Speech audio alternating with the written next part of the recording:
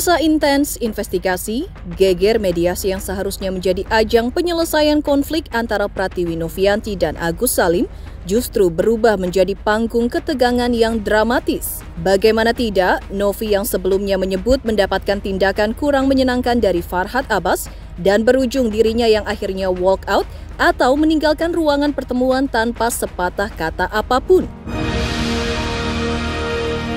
Setelah beberapa hari diam, Novi akhirnya mulai angkat bicara dan buka suara mengenai sikap yang diterimanya saat itu. Lantas, seperti apakah komentar Novi yang akhirnya juga memancing tanggapan panas Farhad Abbas? Seperti apa pula Novi buka suara terkait alasannya untuk walk out?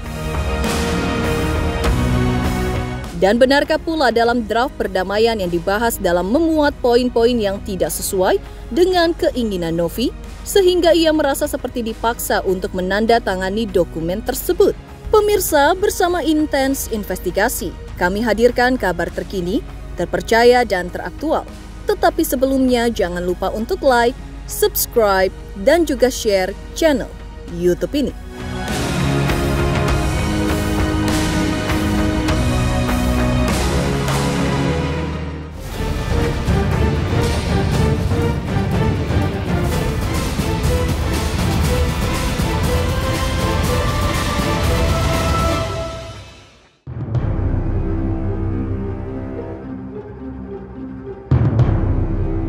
Kembali membahas pertemuan mediasi kedua antara pihak Pratiwi Novianti dan Agus Salim yang diwarnai insiden yang menghebohkan, di mana dalam salah satu momen tersebut, Farhad Abbas sebagai kuasa hukum Agus terlihat begitu berapi-api, meninggikan suaranya dan tak memberikan Novi waktu sedikit pun untuk berbicara. Seperti diketahui, adegan tersebut pun sontak menjadi sorotan publik dan memicu berbagai reaksi beragam dari masyarakat dan warganet mengenai kejadian ini.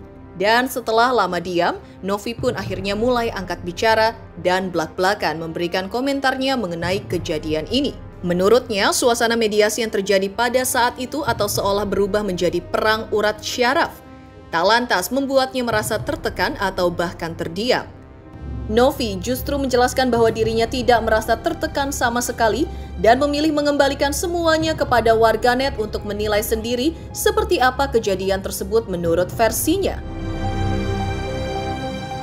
Novi pun tidak segan-segan memberi pesan langsung kepada Farhad Abbas terkait sikapnya yang menurutnya kurang pantas, yaitu untuk hargai wanita, karena menurutnya bagaimanapun Farhad lahir dari rahim perempuan sehingga tidak etis berkelakuan demikian, apalagi dia statusnya kan pengacara. Menanggapi hal ini, Farhad Abbas pun yang tidak tinggal diam, ia mengkritik sikap Novi yang akhirnya memilih untuk walk out dari mediasi tersebut. Bagi Farhad, tindakan Novi yang meninggalkan meja perundingan bukan hanya soal ketegangan emosional, melainkan bukti nyata dari kejahatan yang lebih besar.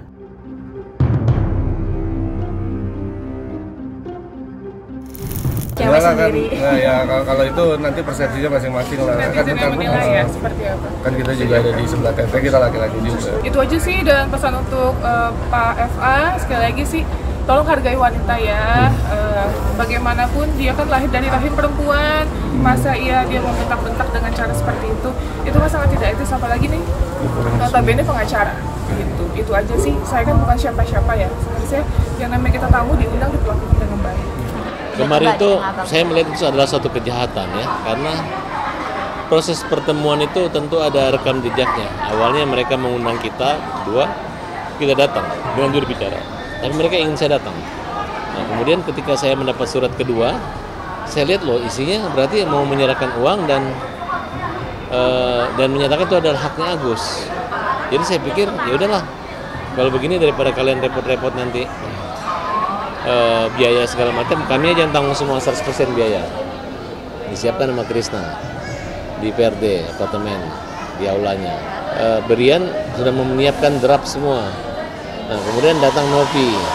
Nah, dari awal mereka katakan Denny Sumargo itu nggak datang karena Denny mengatakan ini kan ranah donasi, dia nggak ikut campur situ, serahkan aja sama Agus. Jadi tapi tetap diundang. Nah, tapi Denny nggak datang. Nah, tiba-tiba saya buka bicara, saya minta supaya tanda tangan aja duluan. Nah, terus Abraham Silaban bilang nanti aja, ini mahal harus depan wartawan. Enggak, maksud saya formalitas saja kalau ke sana. Nah, tapi ini menjadi satu catatan penting buat saya bahwa tidak semua yang di depan kita perkirakan itu yang mulus belum tentu hasilnya terbaik. Ucapan Novi yang ditunjukkannya langsung untuk seterunya itu mau tak mau memang menjadi perhatian publik. Apalagi banyak yang menilai bahwa sikap Novi menunjukkan keteguhannya yang luar biasa dan keberaniannya untuk menyuarakan apa yang menurutnya tidak benar. Yang lebih menghebohkan kembali Novi yang juga akhirnya buka suara ketika ditanya mengenai alasan dibalik keputusannya untuk walk out, menyebut masih belum siap untuk memberikan penjelasan lengkap. Tapi Novi beranggapan ia mengikuti hati nurani dan hati kecilnya saja, meskipun banyak suara-suara sumbang masih mempertanyakan langkah yang dibuatnya tersebut. Di balik keputusan Novi, timnya termasuk Gary mengungkapkan kekecewaannya terkait tidak dilibatkannya Denny Sumargo dalam pertemuan tersebut juga menjadi alasan perdamaian tak lantas terjadi. Gary menegaskan bahwa pihak Novi merasa kecewa karena Denny Sumargo yang sejak awal dikenal sebagai penyelenggara dan pihak yang cukup memahami konteks masalah tidak diizinkan untuk ikut serta dalam pertemuan itu. Sementara itu, Farhad Abbas selaku kuasa hukum Agus Salim memberikan klarifikasi mengenai draft perdamaian yang menjadi salah satu titik permasalahan. Farhad dengan tegas menyatakan bahwa dirinya sama sekali tidak mengetahui mengenai draft perdamaian yang diusulkan oleh pihak Novi. Farhad bahkan menegaskan bahwa pihaknya tidak mengubah apapun dalam isi draft yang ada dan tidak ikut campur dalam proses penyusunannya. Naikkan Novi sampai walk out itu kenapa sih, mungkin kalau boleh tahu? Kalau itu saat ini aku belum bisa jawab ya, tapi intinya mungkin saya mengikuti hati nurani dan hati kecil yang dalam hati saya, makanya saya kecewaan teh. Oh enggak, itu kan sesuai sama hari ini. Bang Densu itu sebagai penyelenggara itu memang harus dihadirkan gitu kan, dan pada saat itu deadlocknya karena pihak Bang Densu telepon dimatiin kan itu, dan poin-poin yang dari Bang Densu untuk dimasukkan ke draft itu nggak diakomodir gitu. Kalau Teteh sendiri memang kalau tugas baca-baca draftnya aku gitu kan, memang kita udah baca pada prinsipnya gitu kan. Tapi di situ teman-teman mesti ingat, di situ tulisan draft. Draft itu yang akan dibicarakan lagi oleh para pihak untuk kemudian difinalisasi, bukan draft itu ditandatangan. Itu udah kita notice loh dari awal. Kalau ini ada pemaksaan atau ada arahan penggiringan penandatangan draft Teteh di situ, kita walk out. Dan aku rasa semua tim intinya Teteh yang datang udah pada tahu gitu. Kemauan Teteh seperti itu, kemauan Teteh sebagai klien seperti itu. Enggak, dengan keterbatasan waktu kita juga hanya meng-highlight beberapa poin-poinnya aja gitu kan. Kalau terkait yang normatif tadi kan, kalau nggak salah udah dijelasin ya sama Om di press con-nya gitu kan. Itu normatif bahasa hukumnya Om. Tapi substansinya itu ada yang memang tidak disepakati di meja bundar itu. Kenapa? Karena waktu kita datang ke sana itu kita juga udah sepakat semua Teteh sama Om, kalau kita datang perundingan nggak ada live YouTube, kita walk out. Ternyata kan saat perundingan saya masuk, Om masuk, nggak ada live YouTube, tetap dilanjutin. Nggak ada live apapun. Jadi perundingan pas teman-teman media masuk dari basement kan, itu udah terjadi perundingan, dan itu yang saya batalin. Saya nggak mau ada perundingan sebelum ada live. Oh, memang harus terbuka ya dari harus pihak dong, kan Novi, dan harus ada media juga ya. Kita terbuka kan, dan kita berharap pada saat mediasi kedua juga sama sebenarnya. Itu bukan saya nulis, itu bukan tulisan saya. Itu permintaan mereka. Sebenarnya saya udah nggak mau lagi mereka minta uang buat Agus. Sudah masuk di tujuh turunan. Iya. Kan ada pernyataan. Tidak pernah saya nulis, saya juga nggak ngerti itu maunya apa, mau tulisan apa mereka. Saya malah kalau mereka tulis, kalau harus menulis beli cabai, beli cendol, dicatat semua, silakan ya tulis. Kalau memang itu mau netizen, mau Indonesia dan Novi dan pengacaranya, silakan tulis, kita nggak peduli ya. Udah dapat aja, udah bersyukur ya. Yang penting kalian tidak dibully. Kita berharap dengan damainya itu, makanya si Agus tidak dibully lagi. Tapi ternyata sekarang masih mau direkayasa, dianggap kita mengusir orang, dianggap kita mempersulit, dianggap kita menunjuk orang. Tidak. Itu adalah suatu kejadian seketika yang mereka bentuk yang membuat kita marah dan membuat kita merasa menemui tamu yang tidak punya tata krama dan etika sopan santun. Lebih lanjut terkait keputusan Novi untuk walk out dari pertemuan mediasi yang berlangsung tegang pada 26 November kemarin, semakin terkuak melalui penjelasan lebih lanjut dari timnya termasuk Gary. Dalam keterangan yang diberikannya, Gary dengan jelas mengungkapkan bahwa draft yang diajukan kepada pihak Novi tidak sesuai dengan kesepakatan sebelumnya dan seharusnya bukanlah hal yang perlu ditandatangani pada pertemuan tersebut. Gary lebih lanjut menegaskan sejak awal tim mereka sudah sadar jika ada tekanan atau pemaksaan untuk menandatangani draft tersebut, mereka tidak akan ragu untuk keluar dari pertemuan. Dan salah satu alasan mengapa pihak Novi merasa harus walk out adalah ketidaksepakatan yang muncul seiring berjalannya waktu. Meski draft yang diajukan terkesan normatif, namun substansinya tidak sepenuhnya disetujui oleh tim Novi. Kalau Teteh sendiri memang kalau tugas baca-baca draftnya aku gitu kan, memang kita udah baca pada prinsipnya gitu kan. Tapi di situ teman-teman mesti ingat, di situ tulisan draft. Draft itu yang akan dibicarakan lagi oleh para pihak untuk kemudian difinalisasi, bukan draft itu ditandatangan. Itu udah kita notice loh dari awal. Kalau ini ada pemaksaan atau ada arahan penggiringan penandatangan draft Teteh di situ, kita walk out. Dan aku rasa semua tim intinya Teteh yang datang udah pada tahu gitu. Kemauan Teteh seperti itu, kemauan Teteh sebagai klien seperti itu. Enggak, dengan keterbatasan waktu kita juga hanya meng-highlight beberapa poin-poinnya aja gitu kan. Kalau terkait yang normatif tadi kan kalau nggak salah udah dijelasin ya sama Om di press con-nya gitu kan. Itu normatif bahasa hukumnya Om.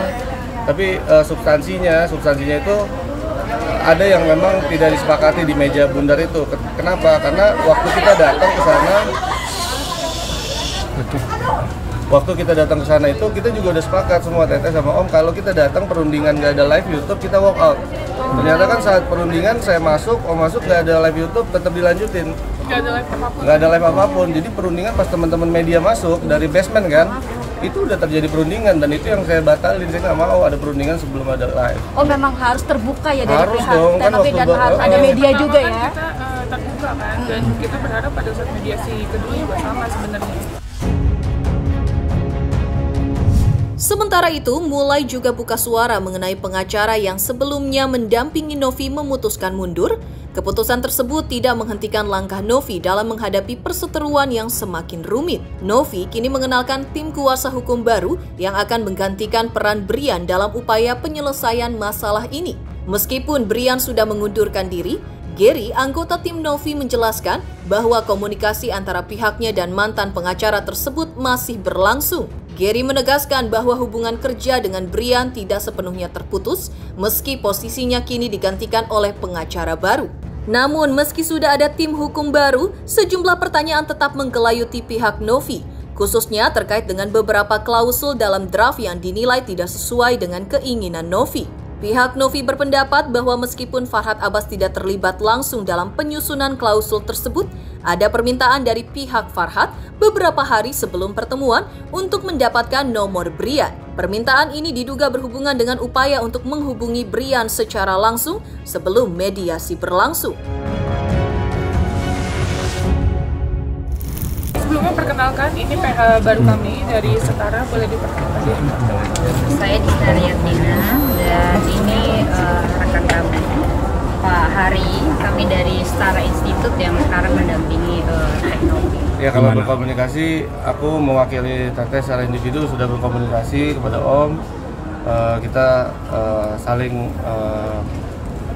bermohonan maaf lah ya atas segala salah pahaman atau segala macam yang terjadi. Pada intinya sih dari Teteh sendiri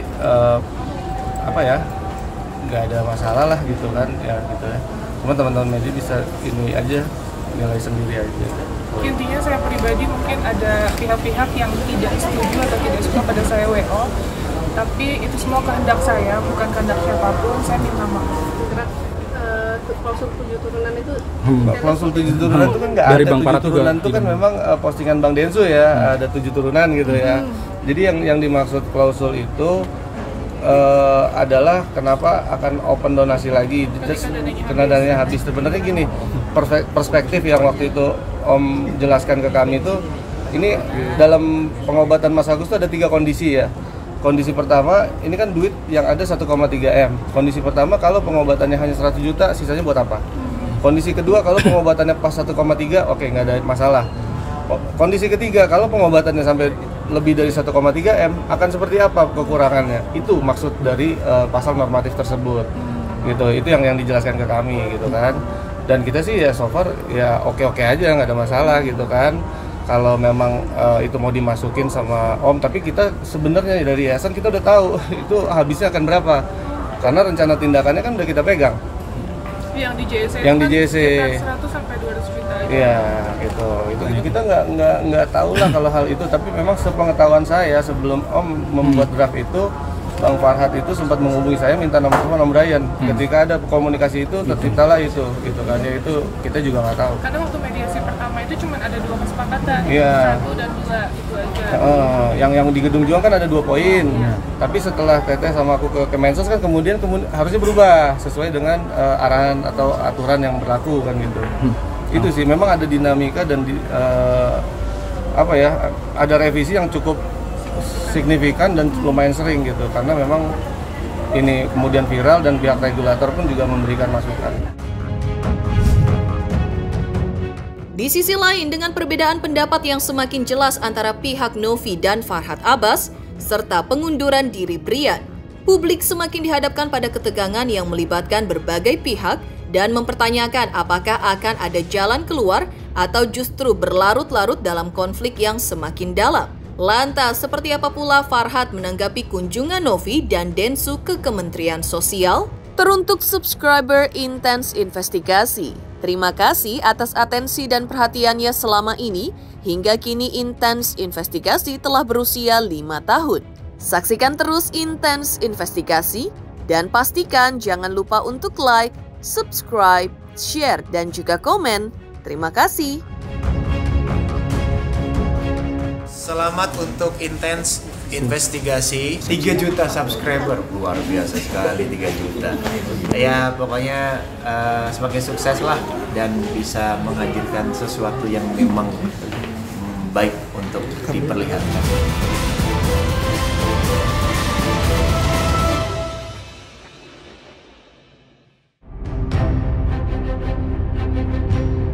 Ketegangan dalam kasus donasi Agus semakin memanas. Kali ini, Denny Sumargo dan Novi Pratiwi yang sebelumnya menjadi sorotan mendatangi Menteri Sosial Mensos untuk mendiskusikan permasalahan terkait dana yang diduga disalahgunakan. Kunjungan mereka ke kantor Menteri Sosial disambut baik oleh pejabat tersebut yang menyatakan komitmennya untuk membantu menyelesaikan permasalahan tersebut. Namun hal ini tidak disambut dengan tangan terbuka oleh pihak Agus dan kuasa hukumnya Farhad Abbas. Farhad Abbas mengungkapkan kekecewaannya terhadap kehadiran Denny Sumargo dan Novi di Kementerian Sosial. Menurutnya, kedatangan mereka justru menunjukkan kurangnya transparansi dan empati terhadap pihak yang benar-benar membutuhkan bantuan. Farhad bahkan menilai bahwa Menteri Sosial seharusnya lebih peka terhadap penderitaan Agus yang selama ini merupakan korban dalam kasus ini dan tidak memberikan ruang untuk oknum yang menurutnya telah mempermainkan uang donasi tersebut. Ya saya nggak tahu ya kehadiran mereka ini, mereka yang mendatangin atau mereka dipanggil gitu, karena tidak ada keterbukaan. Justru menurut saya harusnya Menteri Sosial menemui dan memiliki empati terhadap orang buta, bukan menerima dari oknum yayasan yang menerima atau yang menguasai uang orang buta ini. Justru persoalan ini mereka itu adalah yang menurut saya tidak bisa ditemuin oleh Menteri Sosial. Kenapa? Kami sudah tahu bahwa apa yang dilanggar oleh Denny Sumargo maupun apa yang dilanggar oleh Novi. Ya, tidak bisa Pak Menteri mengatakan bahwa kurangnya pengetahuan masyarakat tentang undang-undang. Ya. Karena undang-undang itu dianggap sudah tahu, paling lambat mungkin minimal 1 tahun setelah berlakunya atau 1 bulan. Jadi tidak ada istilah. Kalau memang Denny Sumargo salah karena tidak minta izin melakukan penggalangan dana, kalau memang Novi salah silakan hukum aja Pak. Karena Agus ini juga yang tidak tahu apa-apa, yang didatangin mereka, dikasih uang, kemudian diobok-obok seperti ini juga, dan diambilkan, dipermalukan, dibully, dibiarkan. belum habis penderitaan sakit fisiknya pun jalan dan terasa sampai sekarang. Ya, jadi kami agak protes kenapa Menteri menerima secara bersamaan baik Denny Sumargo, Nopi, dan orang-orang yang kita laporkan di situ. Lebih lanjut terkait keputusan Menteri Sosial yang lebih memilih untuk menerima kedatangan Denny Sumargo dan Novi, sementara mengabaikan Farhad Abbas dan Agus, juga menambah ketegangan dalam kisruh ini. Farhad merasa kecewa karena saat dirinya mendampingi Agus, mereka hanya diterima oleh direktur yang menurutnya tidak komunikatif. Farhad mengungkapkan bahwa kedatangan mereka yang seharusnya diterima oleh Menteri Sosial langsung malah mendapatkan respon yang kurang memadai. Menurut Farhad, uang donasi yang seharusnya disalurkan langsung kepada Agus untuk pengobatannya malah tidak ada kejelasan. Apalagi setelah Denny Sumargo mengungkapkan niat untuk membagikan uang tersebut untuk bencana alam dan kepentingan lain. Ia menambahkan bahwa Menteri Sosial seharusnya dapat membedakan mana uang yang masuk ke rekening yayasan dan mana yang masuk ke rekening pribadi. Bahkan pihak Farhad juga mendesak agar Menteri Sosial segera bertindak lebih tegas dan mengembalikan uang tersebut untuk disalurkan kepada yang berhak. Farhad mengingatkan bahwa permasalahan ini bukan hanya soal uang, tetapi juga tentang kepentingan sosial yang lebih besar. Pernyataan Farhad ini semakin memperlihatkan ketegangan antara pihak-pihak yang terlibat, dengan tuntutan agar permasalahan ini diselesaikan secara adil dan uang donasi yang telah dihimpun dapat segera digunakan untuk tujuan yang benar. Agus saja waktu itu cuma diterima sama direkturnya, direktur yang tidak komunikatif, yang tadi saya lihat ada nongol direkturnya gitu. Ya, ada apa? Dan anehnya kok Pak Menteri langsung merubah kalimatnya seolah-olah memuju Densu gitu. Padahal jelas-jelas bagi kami Densu ini adalah orang yang berubah-ubah dan membuat suasana semakin memanas. Karena dia menyatakan uang itu akan dibagi-bagikan untuk bencana alam dan lain sebagainya. Nah, ya kenapa nggak diserahkan aja uangnya sekalian di situ?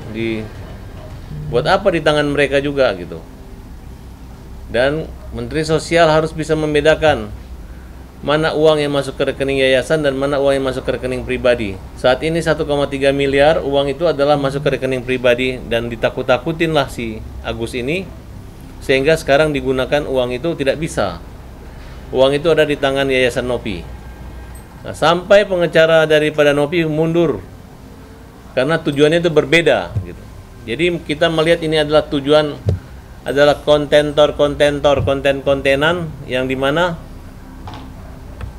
hanya mempermalukan dan menambah bulian terhadap Agus. Nah, oleh karena itu pengacara pembela kaum lemah Farhad Abbas bersama dengan kawan-kawan menyatakan protes dan segera menindak saja, nggak usah dimain-mainin gitu. Karena permasalahan ini juga kami sudah arahkan ke hukum gitu, dan minta Kementerian Sosial untuk berpihak pada orang yang lemah, bukan kepada orang-orang yang mencari uang dengan open donasi. Ya saya nggak tahu kan, yang jelas untuk kepentingan organisasi atau yayasannya. Di sisi lain, kehebohan yang terjadi juga membuat pengusaha Yusuf Hamka angkat bicara. Lantas, apa kata Yusuf Hamka mengenai kehebohan yang terjadi? Selamat untuk Intens Investigasi karena sudah mencapai 3 juta subscribers di YouTube. Sukses selalu and all the best.